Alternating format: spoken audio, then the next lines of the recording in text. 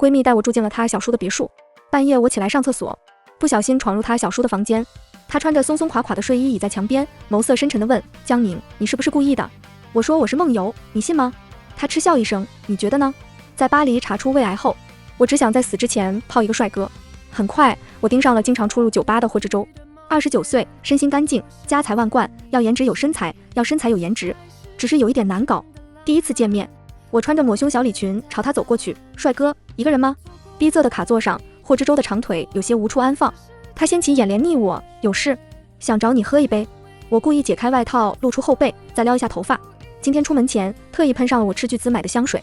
不料他眉头一拧，眼含细屑，轻描淡写来一句，你熏到我了。我别太离谱。望着镜子里前凸后翘的身材，我不信搞不定他。我脚步一歪，身体往他那边倒。书上说不经意间的肢体接触更容易让人上头，可霍之洲压根不上道。他稍稍侧身，腿脚不好，我可以帮你请医生。去他的医生。我磨了磨后牙槽，不用。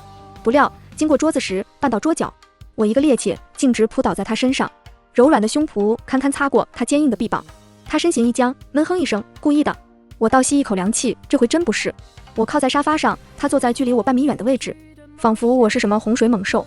他越是躲着我，我越要靠近他。我起身跨坐在他腿上，捧起他的脸，迫使他正对我。小叔叔，你到底要装到什么时候？霍之洲比我大7岁，我18岁那年，父母拜托他照顾我一段时间。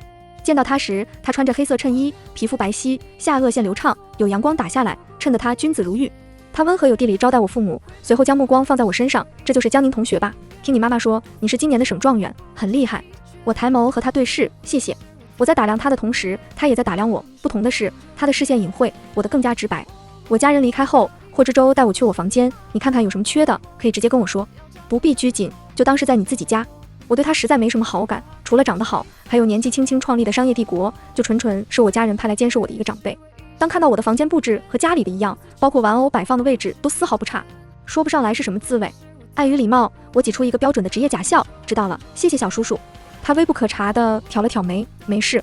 作为一个合格的长辈，霍之洲的行为挑不出任何错处，关心我的成绩和生活，会给我买了很多的衣服裙子，还有营养品。我们相处还算融洽，直到那天早上，我盯着堆成山的新款衣服，里面包含了内衣、内裤，我拿在手上，脸红的不行。刚好撞上霍之洲叫我吃饭，我缓和一下道，以后贴身用品我会自己买，不用小叔叔操心。他愣了一瞬，朝沙发上扫一眼，瞬间了然，这些是秘书帮忙购买的，我并不知情。他轻松将自己置身事外，我一通火只能憋在心里。经过他身边，我不小心撞到他肩膀，最好是这样。下楼一起吃早餐，我正纠结要怎么避开他，去参加朋友组的卡研局，大概会玩到很晚。我试探道，小叔叔，你后面工作忙吗？霍之洲漫不经心地擦拭指尖，有事。对了，差点忘跟你说，我明晚要出差，我让陈叔留下来接送你放学。闻言，我在心里差点放弃好日子。不过表面上我仍像往常一样，冲他扬起一个天真无辜的笑容，小叔叔不用担心我又不是小孩子，你路上注意安全。霍之洲，呵，行。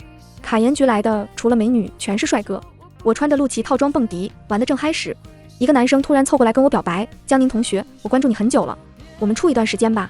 我歪着脑袋思考的时候，一只修长有力的手臂忽地将我拉到身后。江宁不早恋，嗓音冷冽，掷地有声。看着突然出现的霍之洲，我一时没反应过来。小叔叔，你不是在出差？他拉着我直往外走，胆子肥了，一个人来这种地方。我气呼呼甩开他的手，你凭什么管我，乱砍我桃花？霍之洲站直身体，就这样一言不发看着我。好半晌，他才说可以谈恋爱，但是那个男生不行。我早清楚，刚才那个男生在外面玩得有多花，即使霍之洲没来，我也不会答应。可现在晚风吹过来，霍之洲眼眸深邃地望着我，好像能把人吸进去，距离挨得很近，好闻的松木香席卷过来，加上酒精的蛊惑，闹得人心痒痒。我向他靠近一步，用食指不断戳他胸膛，那谁行？小叔叔行吗？他愣了一秒，什么？我说可不可以和你谈恋爱？回家后，霍之洲对我说教了半小时，诸如我对他只是依恋，不是男女之情之类的云云。我不是3岁小孩，清楚自己在做什么。说完，我把他推出房门。想到刚才踮起脚尖印在他唇边那个吻，我翻来覆去睡不着。对霍之洲的喜欢是从他手把手教我射击，还是生理期我拗着性子想吃冰淇淋，他严肃地管教我，让我只能吃一口开始的？我想不明白。可隔天，霍之洲便带回来一个女生，包臀红裙，大波浪卷，前凸后翘，是一个长相张扬的女生。她勾起红唇朝我打招呼，我也笑着回应她，阿姨好。她神色一僵，没说话。反倒是霍之洲看不下去，低声呵斥我，江宁，别耍性子，礼貌呢？我捏紧拳头，强忍着难受，转身回了房间。我关起门，砰的一声，震得桌面上杯子晃动。外面传来声响，他们在做什么我不知道，更不想去猜测。这件事之后，临近暑期结束，我家人来接我。这段喜欢最后不了了之，但没想到会在巴黎碰上。霍之洲双手掐着我的腰，刚要把我拉下去，就来了一伙人。哇哦，霍总艳福不浅。我就说今天太阳打西边出来，你会答应我们来这种地方？在一众起哄声中，我抱紧了霍之洲，把脑袋埋在他脖颈间，温热的呼吸洒在他肌肤上。他躲了躲，无奈将西装盖在我头上。别乱开玩笑，小姑娘脸皮薄。跟朋友解释后，霍之洲拉我离开。我悄悄回头，那一桌男男女女的视线全往这边扫过来。我赶紧缩回脖子，紧紧跟在霍之洲身后。现在知道害羞了，快走！霍之洲带我下到停车场，黑黢黢一片，我死死拽住他袖子。霍之洲，你不会丢下我的吧？以后不要一个人来这种地方，很危险。我精准捕捉到关键词，和你在一起就可以来吗？他脚步停下，我撞在他挺直的背上，低呼一声。他沉默几秒，和我在一起可以。我气急，霍之洲，你知道我不是这个意思。江宁，你还小。我挺了挺胸脯，我不小，我有 C。不信你摸。我拿起他的手往胸口放，他像是被烫到一般收回手。他揉了揉额头，先上车。我系好安全带。霍之洲全程不跟我说话，车子一路拐进他家。我是认真的，这不是小事，取悦自己是头等大事。他叹一口气，先去洗澡。从酒吧出来时淋了点雨，我生怕到嘴的鸭子飞了，用最快的速度洗好澡。察觉到动静，霍之洲转过头来，洗好了。我勾住他脖子，主动吻了上去。这回他没有躲开，眸色深沉，宽厚有力的手掌抵在我背上。想清楚了？别废话，难道你不行？他横抱起我，别激我，宁。接着一阵天旋地转。霍之洲身体力行，让我知道了什么叫穿上衣服是斯文败类，脱下衣服是衣冠禽兽。翌日一早，我揉揉酸疼的腰身，霍之洲躺在一旁，手横放在我腰上，卷翘的睫毛在下方投下一层阴影，阳光打过来，白皙的皮肤好像在发光。正悄悄欣赏霍之洲的美颜，此前体检的医院忽然打来电话，告诉我的检查报告有误。意识到霍之洲还没有醒，我刻意压低声音，意思我没病，没有患上胃癌。是的，祝你长命百岁。我心里五味杂陈，看着沉睡的霍之洲，我僵化好一会，想到让人面红耳赤的一些画面，我抠抠手指。昨晚霍之洲碰我，说不定是酒精蛊惑。思来想去，我还是决定马上离开，免得霍之洲醒来，两人大眼瞪小眼尴尬。我飞快收拾好自己的东西，给他留下钱包里仅有的1000票子，附上纸条，活好，请你吃早餐。回国后，我在家摆烂几天，在巴黎的1个月如同一场梦。霍之洲那边没有任何消息，一听说我回来，闺蜜小小疯狂给我发微信，约我出去玩。明天有场宴会，我 crush 也在，我一个人去不好意思，我们一起吧。等我到达指定地点一看，这不是霍之洲名下的独栋别墅。他信誓旦旦跟我保证，你放心，我小叔叔出差不在家，我们在这住2晚，出行比较方便。忘了说，小小是霍之洲亲侄女。我暂时放下警惕，可是我半夜起来上厕所，接连2次走错路，男人冷冰冰的嗓音传来，厕所在隔壁。看着突然出现在家的霍之洲，我呆愣好几秒。霍之洲，你变成武将了？不善言辞。不是，你不是出差了吗？霍之洲没好气地关上门。我悻悻回到房间，直到第3次，我迷迷糊糊地走出来。我正试图拧开厕所门时，男人一把从里拉开门，垂下眼帘，眸色深沉地问我，江宁，你是不是故意的？谁让霍之洲房间挨着厕所，而且晚上橙汁喝得太多，我实在没办法。我打个哈哈，只想快点糊弄过去。我说我是梦游，你信吗？他嗤笑一声，你觉得呢？我冷静下来，才注意到霍之洲没穿衣服，腰间系着浴巾，松松垮垮，好像随时会掉下来。我脸色爆红，不是，你怎么不穿衣服？你那天不是说想在我腹肌上跳舞，这会知道不好意思。我挤出一个无比僵硬的笑，小叔，你在说什么？我听不懂。他冷笑，装傻。1000票子，玩我？我脑子当机一瞬，正犹豫如何脱身。这时，小小捂着眼睛走了过来，见到他小叔，他反应好几秒，小叔，你不是去出差了？霍之洲轻描淡写地扫我一眼，有要事就回来了。小小目光在我俩身上逡巡，那你们这是？我生怕霍之洲把巴黎的事抖出来，赶紧解释，上厕所走错道，现在正准备回房。随即向他投去一个求救的眼神。霍之洲附和道，我故作坦荡，那小叔你先早点休息，打扰了。我背过身，没注意到霍之洲沉下去的目光。我躺在床上翻来覆去睡不着，谁料第2天一早，我和霍之洲又在卫生间碰上。我梗着脖子走进去，小叔叔早。他高冷应我一声我磨磨蹭蹭在一旁挤牙膏，酝酿好一会才开口，对了，那件事千万不许跟小小说。霍之洲对着镜子刷牙，没吭声。我气得牙痒痒，挪到他旁边，霍之洲，你有没有在听？他这才转过头来，一步步逼近我，江宁，你这是吃干抹净不认账，那些都过去了，小叔叔不用放在心上。我推开他，就想要往楼下跑。下一秒，霍之洲眼疾手快地攥住我手腕。霍之洲比我高出一个半头，低头看我时压迫感太强。我靠在冰凉的瓷砖上，缩得像个鹌鹑蛋。我逼自己挺直脊背，我警告你，你别乱来。霍之洲稍稍松开对我的禁锢，眸色略深。那要是我想负责呢？他一句话差点把我 CPU 干烧。我冲他摆手，不是，小叔叔，你千万不要觉得有什么，大家都是成年人，你不用对我负责。你放心，我不会跟我家人说的，也不会纠缠你。我声音越说越小，我抿了抿唇，抬眼小心翼翼地观察他的神色。他深吸一口气，有些话还是提前想跟你说明白。恰好小小在楼下叫我吃饭，我推开他，我先下去了。这件事记得千万别跟别人说。霍之洲，你很害怕别人知道我们之间的关系？我多一事不如少一事。在巴黎的那一晚，是我主动勾引的他。或许当时也只是意乱情迷，如今跟我说要负责，不过是他刻在骨子里的那份担当，从来都不是心动。反正接下来2天他去公司工作，我和小小外出游玩，根本碰不上几面。之后就会桥归桥，路归路。可是接下来，小小吃完最后一口面道：“对了，小叔，待会儿我和宁宁出门，你可不可以送我们过去？”我差点呛了一口，在桌下悠哉晃悠的小腿顿时打住，不小心蹭到霍之洲的裤腿。他多看我一眼，我忙给小小使眼色：“不用，霍叔叔日理万机，每天要谈好几千万的合同，我们自己打车过去就行。”霍之洲肯定会拒绝的吧？霍之洲闻言，嘴角抽了抽，没有这么夸张。小小凑过来跟我咬耳朵：“你这么激动干嘛？你放心，他送完我们就会去上班，不会陪我们玩的。这不是重点。”我侧过头瞟一眼霍之洲，他慢条斯理地用纸巾擦干净手指，察觉到我在看他，他冲我勾起一个笑容。在我看来就是不安好心。这边不好打车，还是我送你们过去吧，也不麻烦。我一时噎住，没想到霍之洲答应了，还一块去。拗不过小小，最后我们还是坐上了霍之洲的车。在车上，我一直眼观鼻鼻关心。霍之洲看向前方，以我这个角度，只能看到他比人生规划还要清晰的下颚线。我纠结着开口：“霍叔叔，你几点去上班？赶我走？”收到小小疑惑的眼神，我赶紧否认：“怎么会？我当然希望霍叔叔跟我们一起。”霍之洲忍不住点头：“也是，毕竟费用我全包。”小小欢呼：“爷，我就知道小叔你是最大方的。晚上我要吃澳洲大龙虾、咸蛋黄爆炒鱿鱼。”我暗暗咬了咬牙，小小这个叛徒，霍之洲绝对是故意的。这个老狐狸。趁着等红灯，霍之洲低头给我发消息：“刚刚早餐看你吃了几口，有没有吃饱？”我饱了。我正低头抠键盘，小小眼神飘忽过来，我熄灭了屏幕。他支着下巴：“小叔叔，我忘记带披肩了，在前面的商场停一下吧。”车一停下，他二话不说往前边走，留下我和霍之洲在车内。车内安静下来，连彼此的呼吸都能听见。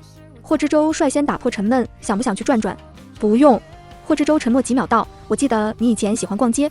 宁宁，你不用有太多压力，我不会勉强你。”我默默几秒，嗯了一声，然后瞟向窗外，这样最好不过。可是怎么老觉得怪怪的？后续即使听他说话，也心不在焉。话是这么说，可能他心里巴不得和我撇清关系。眼下只有我们2个人，我低头看地面，眼睛偷瞄霍之洲。他站起身，用指尖勾开易拉罐，沾上了一点泡沫。江宁，江宁。好半晌，我才反应过来，抬眼看向霍泽：“啊，在想什么？我叫你3声了也没个反应。我记得你喜欢喝这个。”他递过来一杯白桃气泡水，骨节分明，干净利落。我莫名想到在巴黎那个旖旎的雨夜，这双签合同的手是如何带给我极致的欢愉。我红着脸接过来：“哦，好。”我上前一步，霍之洲莫名弯腰，温热的呼吸洒在我脸上。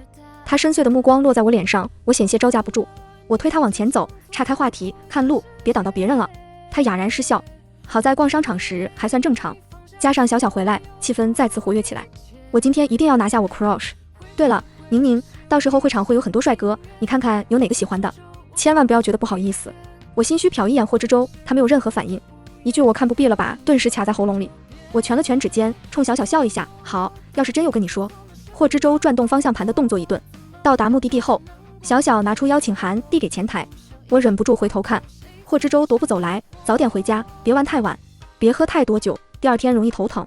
有事给我打电话。”我撇撇嘴，霍之洲才不在意我跟哪个男生在一起，要是真在意，也是以长辈的身份来约束我，把我当成一个小孩子看待。我拉着小小往里走，有小小在，能出什么问题？小小凑过来：“小叔叔就知道关心江宁，都不关心我，我可要吃醋了。”霍之洲扶额：“别瞎想，晚上我来接你们。”进入内场后，小小打趣道：“啧，一股恋爱的酸臭味。”胡说什么？他疯狂朝我挤眉弄眼，我有没有胡说你自己心里清楚，真以为我看不出来其中的暗流涌动？快点老实交代，到底怎么回事？我咬着吸管，将事情前前后后都跟他说了一遍。那些事都已经翻篇了，他就是把我当做小姑娘，对我没有那种意思。我老追着他多没意思。小小，其实我能感觉出来，小叔叔对你很不一样。你要是不信，大可以逼一把。我啧舌，怎么逼？等我看到江旭那一刻，瞬间明白了他的意思。江旭和我定过娃娃亲，又是一起长大的青梅竹马。大热天，他套着宽大的卫衣帽子，黑色的碎发搭在额前，毛茸茸的，像一只大狗。爱哭鬼，好久不见。江旭，你真要和我们一起回去？对，有什么问题？辈分上，那也是我小叔叔。我觉得这事越来越混乱。我小声道，这事也不用这么大费周章。小小义正辞严，不行，我还指望快点当伴娘。晚上，霍之舟来接我们，看到多了一个人。江旭大大咧咧地打招呼，霍叔叔。霍之舟扫一眼江旭，酒店在哪？我送你过去。江旭瞪大眼，小叔，你也太不仗义了吧，那么多个房间，分我一间不行？小小是这样的，江宁有事找他帮忙，今晚可能要一起回去。他私下悄悄掐了一下我。我对上霍之舟的视线，对，就是这样。霍之舟语气淡淡，什么忙要大晚上帮？我在霍之舟面前永远像是一张白纸，他一个眼神扫过来，总知道我在想什么。好在他没继续追问。霍之舟，江宁。我条件反射般的回头，啊，霍之舟，你坐前面。我记得你晕车。小小低声咕哝，要不要偏心的这么明显？和他们对视一眼，我磨磨蹭蹭地打开前车门坐进去。4个人在一起，氛围有些微妙。江旭晚上要吃夜宵，一直叽叽喳喳问我吃什么。霍之舟被吵得脑壳疼，只让江旭安静点。到家时，外卖刚好送到，结果我们3人坐一块。霍之舟站在阳台看手机，像是在处理工作，背影看起来很孤寂。我动了动嘴唇，小叔叔，你要不要和我们一块吃点？他声音放低，不用，你自己吃。我低头给小小发消息，你看，他根本就没反应，他也许是真的不在意。对方很快回了我一个问号，察觉到不对劲，我往备注一看，我发给了霍之舟，离谱。我就说，怎么平日里咋呼呼的小小今天这么高冷？他们俩用的头像都是纯黑色图片。我错愕的抬头看一眼霍之舟，他跟没事人一样走过来。我僵硬一瞬，小小凑过来问，怎么啦宁宁？没事，你尝尝这个虾，好吃。我不想被人发现什么异样，赶紧低头吃饭。霍之舟会不会猜出来？他慢悠悠地问江旭，今天怎么突然过来了？江旭，我和江宁不是有娃娃亲吗？这么久没见面，我过来看看他。霍之舟握住杯子的手紧了紧，替你想娶江宁。江旭状若无意道，这不是老爷子的命令吗？娃娃亲不好推脱。霍之舟冷声道，婚姻不是儿戏。江旭，没办法的吗？老爷子说江霍2家联姻势在必行。霍之舟食指轻敲桌面，这件事我会处理。我和江旭2人从小斗着嘴长大，以前跟家人提过我不喜欢江旭，婚事要自己做主。我家人非认为江旭是长辈从小看着长大的，根正苗红，知根知底，而且江霍2家联姻能让2家企业变得双倍有钱。可我对江旭压根没感觉，他也不喜欢我，只把我当妹妹。这回过来完全是充当一次工具人。他笑嘻嘻地给我夹菜，我记得宁宁喜欢吃这个，多吃点。江旭一口一个，宁宁叫着。霍之舟面色越来越冷，吃完早点洗漱。说完，金贵的用纸巾擦了擦嘴，转身离开。走之前还特意瞟了我一眼，凉飕飕的。不是，这算怎么一回事？我翻搅着面条，心里打着小九九。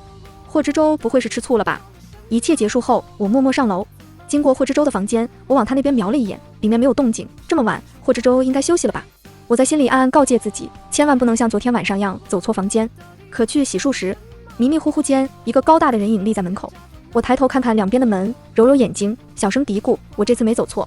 霍之舟嗓音低沉，没错。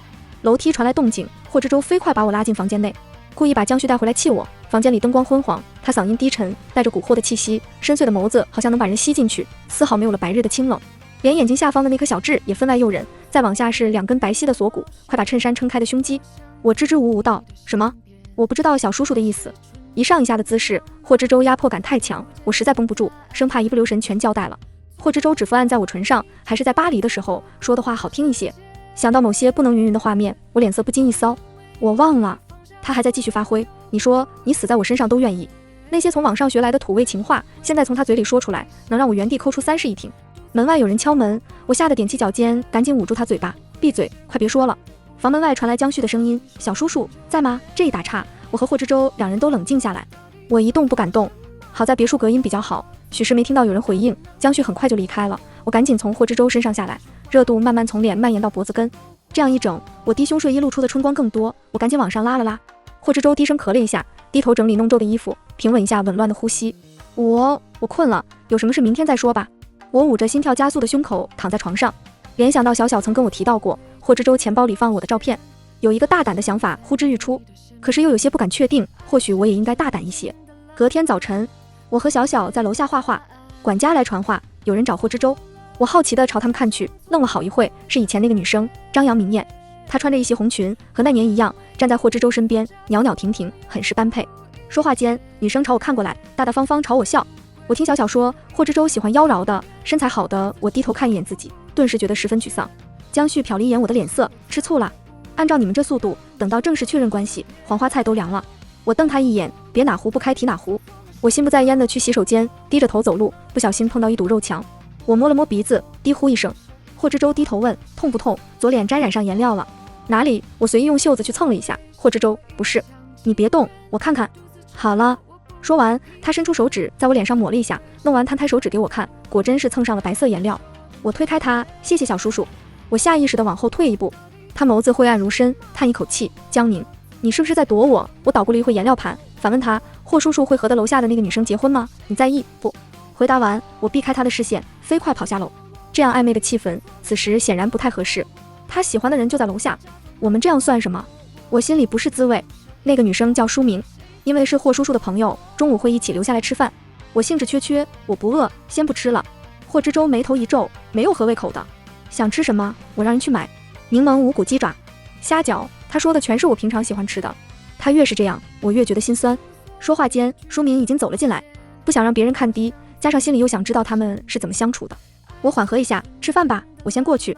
霍之舟复杂的看我，心底似乎在酝酿些什么。4个人吃饭，我只顾低头吃我的，竖着耳朵听他们谈话，大多是一些公司合作、代言之类的事。整个饭桌就属江旭吃得最开心。宁宁，你尝尝这个，蘸一点那个酱汁。来，给你包一个最大的虾。搞不懂江旭是在闹哪出，他疯狂朝我示意，甚至要喂我吃虾。我自己会。察觉到霍之舟的视线有意无意地落在我身上，我僵硬地接过江旭递过来的虾。霍之舟冷着脸，食不言，寝不语。江旭，小叔叔，改革开放这么多年了。霍之舟一个眼神甩过来，江旭立马住嘴，脖子一梗，小叔，尹老师，求放过。这餐饭吃得很荒唐，结束后，我马上上楼想要收拾东西回家。霍之舟看着我拉行李箱出来的时候，神色意味不明。离家出走，小叔叔说笑了，我家在 A 市。我拉着行李箱就要下楼，霍之舟拽住我的手腕，宁宁，我们谈谈。我停下脚步，听他说，关于你和江旭的婚事，你自己怎么想？听长辈的意见就可以。再赌气，江旭不合适。江旭哪里不合适？各方面挑不出错处。他不喜欢你，这倒是真话。江旭只把我当妹妹。霍之舟揉了揉额头，语重心长道：江宁，江旭有个谈了快6年的女朋友，他不会和你结婚。那也没关系，还可以选择其他人。还是说霍叔叔打算帮我找一个合适的联姻对象？霍之舟，他还，我瞳孔错愕，眸子里顿时噙满泪水，有被气到，甩开他的手。可听到下一句，顿时我偃旗息鼓。你看我行不行？什么？我说让我照顾你一辈子，把你交给谁我都不放心。我惊讶他的直白。事后霍之舟告诉我，舒明是他亲戚，论起辈分得叫他一声姑姑。成为正式男女朋友后，要准备回家见父母。可我有时候又来回纠结，从我和霍之舟见面起，他一直把我当作是晚辈。现在提出要和我结婚，是出于责任还是真心喜欢？我帮着他一起收拾行李，眼神飘忽不定。他看出来怕你家人生气，这倒没有。想了一会，与其我一个人在这里乱猜，不如直接问他。他眉峰微挑，笑了一下。我佯装发怒，笑什么？快点老实说。他握住我指尖，或许都有，但是江宁，我对你绝不仅仅是出于责任。你18岁来我家，当时你还小，我怕你分辨不清自己的情感，或许也是我一直在压抑自己，告诫我不能做禽兽的事。可当在巴黎再次遇到你，主动靠近我，我真的忍不住。所以那天你是清醒的。他嘴唇勾出一丝弧度，我不至于那么糊涂。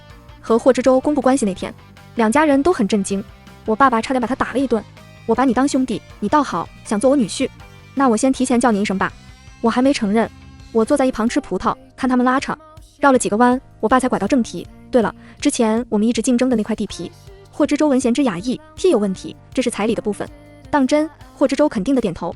回去路上，我手指勾着他的小拇指，那块地皮在市中心，你真舍得。虽然那块地皮我爸爸并不是真心所要，在你心里我很抠门，那倒也不是。有一说一，霍之舟对我确实挑不出什么错处。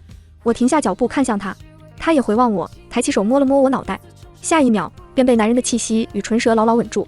好半晌，他才松开，嗓音低沉道：江宁，遇到你之后，我才发觉我是个禽兽。回国后看到你的第一眼就想这样做。我踮起脚尖回吻他，晚风轻轻吹过来，真的很温柔。全文完。